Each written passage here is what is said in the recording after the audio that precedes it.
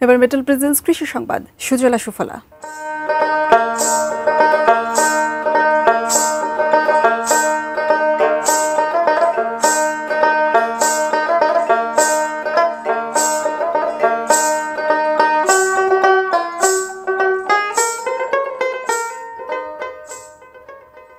বেগুন গাছে টমেটো চারার গ্রাফটিং লাগিয়ে কোটিপতি হয়েছেন কুমিল্লার বুড়িচং উপজেলার কোরপাই গ্রামের কৃষক মোবারক হোসেন।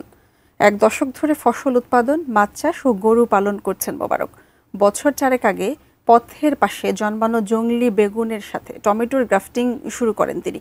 প্রথমে প্রতিবেশীরা এর গুরুত্ব না বুঝলেও এখন তার সফলতা দেখে অনেকেই আগ্রহী হচ্ছেন।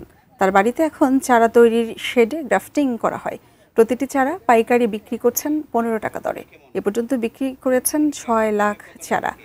মাঠে 3.5 একর জমিতে শাহু ও কানসাল জাতের টমেটো লাগিয়েছেন মোবারক। বিষমুক্ত উপায়ে চাষ করছেন তিনি।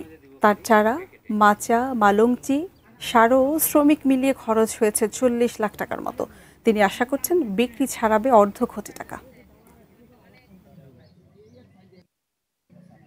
গত বছরও তার লাভ হয়েছিল এবং এই অর্থ বছরেও সে আশাবাদী। এটা আমরা দীর্ঘমেয়াদী ফলন দেয়, প্রায় 7-8 মাস ফলন দেয়।